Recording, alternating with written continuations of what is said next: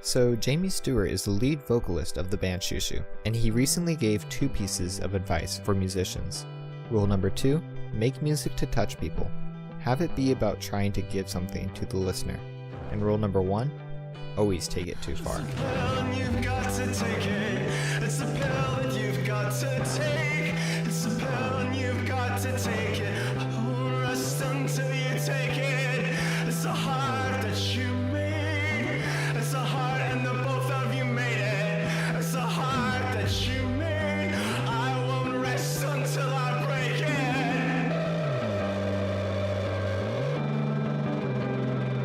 On January 25th, 2019, I began my journey to Xiu Xiu's discography. And Xiu Xiu isn't nearly my favorite band, but they've always put out music I enjoyed, so I decided that I would listen to an album of theirs each day leading up to Girl with a Basket of Fruit, which was set to be released on February 8th, 2019. And I wanted to listen to all 15 studio albums, in order, which would at least be 638 minutes of Xiu Xiu.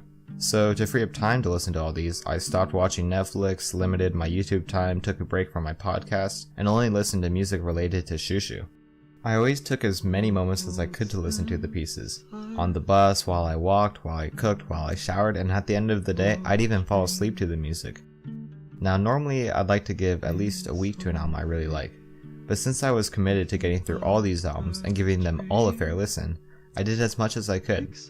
Another way that I help myself digest the albums is once a day I would read through the lyrics while listening to the albums. So while I was going through the discography, I dove deep into the Wikipedia pages and listened to Jamie Stewart's past work with Ibopa, Tended the Swear Jar, and Former Ghost. I also read more into the past and present members, such as Thor Harris, Angela Seo, Jordan Gager, Carolee McElroy, and Chess Smith, amongst others that helped me understand each of their key contributions. And the internet research led me down so many rabbit holes, from learning about author Yukio Mishima to watching the movie Xiu Xiu the Sundown Girl, from which the band got its name. And I honestly don't think I'm able to review and dissect each of these albums since I only really had a day with some of them, but I'll try to at least list what my standout reaction to each album was.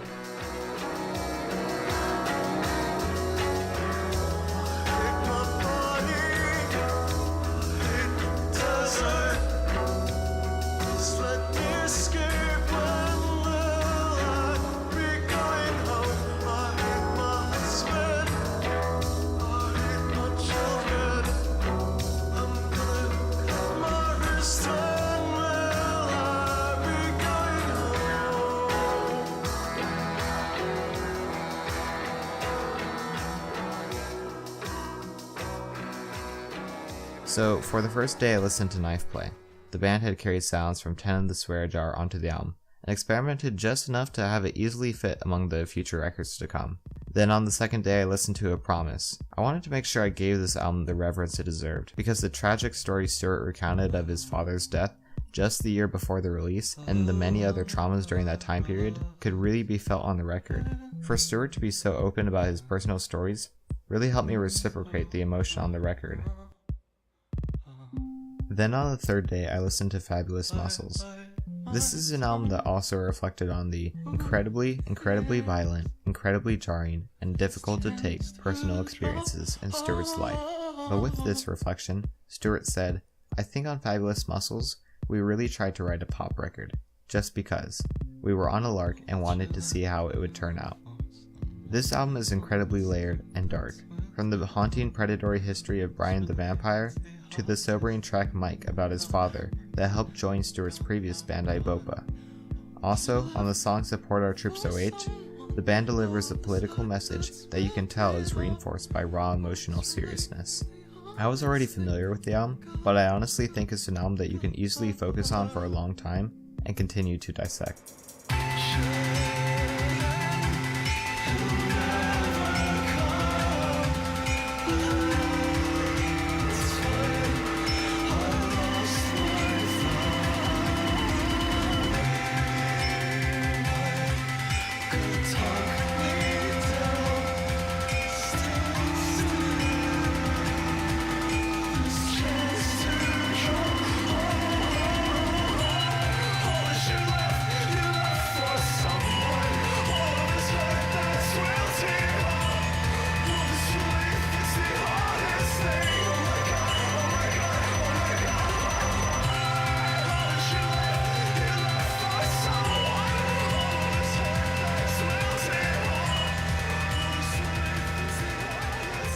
On day 4, I listened to Fog Patrol. I'm not too sure if this was a studio album or not, but anyways, it had a much quieter and more acoustic sound, making it quite different from the other albums. On the 5th day, I listened to La Forêt, perhaps one of my new favorite Xiu Xiu albums. It's way more poppy and accessible than most, yet still carries the unique sounds of the band. On the 6th day, I listened to The Air Force. Stewart said this album also came after a period of grief, and it shows. And this is an album where I really tried to sympathize with the band, and grasp at the emotions they conveyed. Then on the 7th day, I listened to Women as Lovers. This album for some reason reminded me a lot of Ipopa's sound. Also, the Michael Gira feature honestly makes for a great crossover episode on the cover of Under Pressure. On the 8th day, I listened to Dear God I Hate Myself, and this one reminded me of Knife Play and A Promise, and had some great songs that I added to my playlist, Best of Xiu Xiu Singles.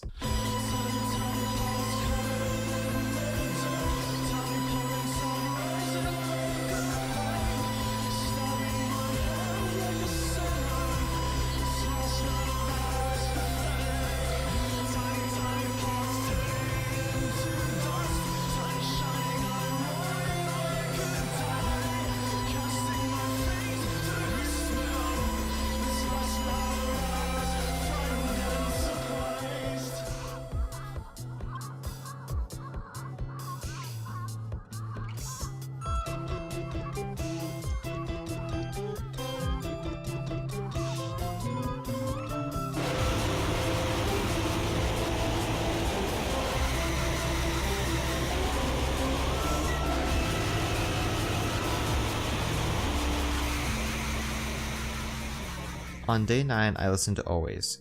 This album was my favorite since La Forêt, because it had some quirkiness and the album really flowed great as a whole. On day 10, I listened to the tribute album Nina, and here again the band really showed its creativity by getting popular songs and twisting them and transforming them in a way that I think is still respectful towards Nina's legacy. On day 11, I listened to Angel Guts Red Classroom, and this album was by far the most zany and perplexing so far, and is probably one of the most graphic albums I've ever listened to, but it opened up the possibilities for the band's sounds.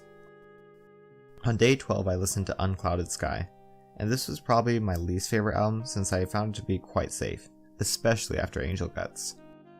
On day 13, I listened to Xiu Xiu Plays the Music of Twin Peaks, and it was exemplary of how the band has such creative covers, and I totally still love the single Falling.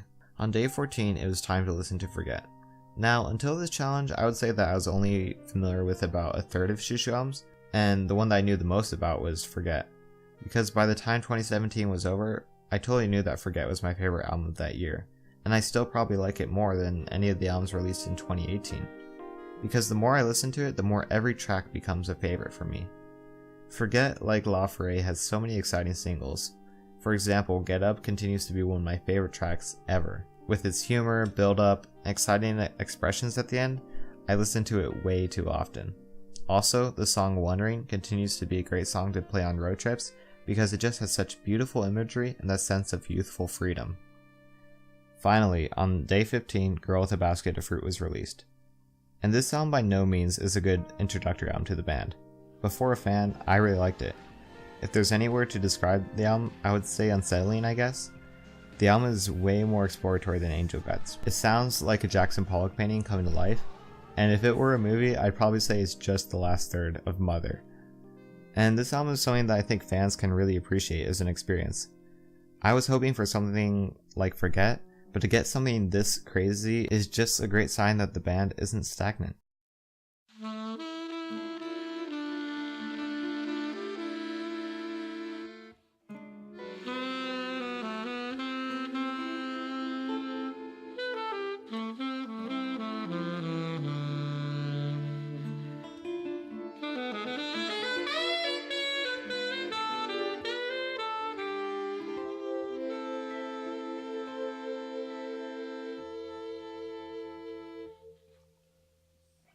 Said I need him as roses need the rain.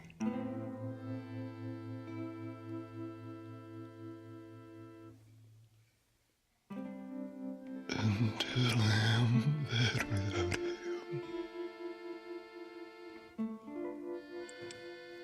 my dreams are all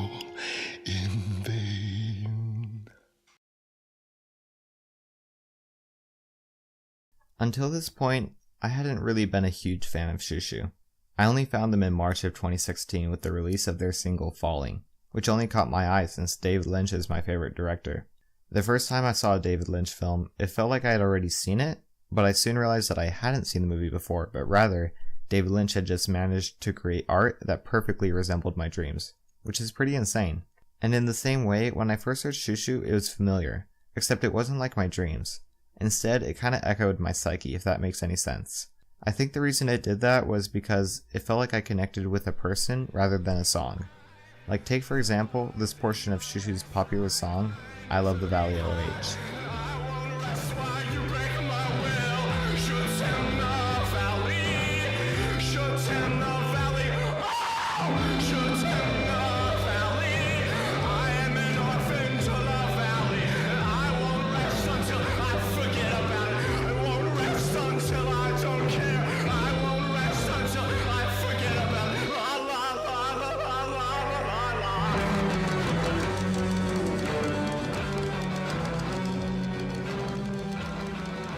Here, Jamie's vocals often quiver, and they keep coming without rest, and they take unexpected peaks and unexpected silences, and the instrumentals often layer themselves with some weird left-field additions.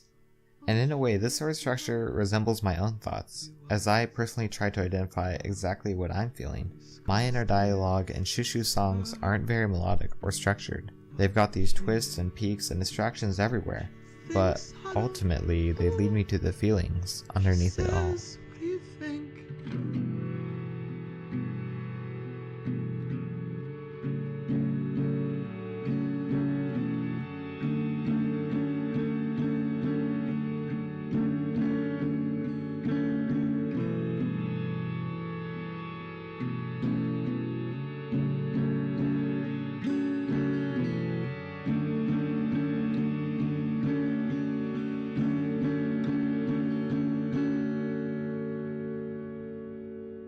Celebrities are often accused of selling their souls to the devil. And honestly, in a world where people share their lives more than they may actually be enjoying them, it's really not that far-fetched. The question I ask myself is, how much do I create for myself, regardless of how others might receive it? If my latest creation got 0 likes, would I begin to doubt myself? We may not be selling our souls to the devil necessarily, but we might be selling our lives for validation. And this is why Xiu Xiu's music is important to me. It shows just how much you can create for yourself and still gain an audience that deeply connects to your art. As Jamie Stewart said, be yourself, put everything you have into it, and the right people will find it.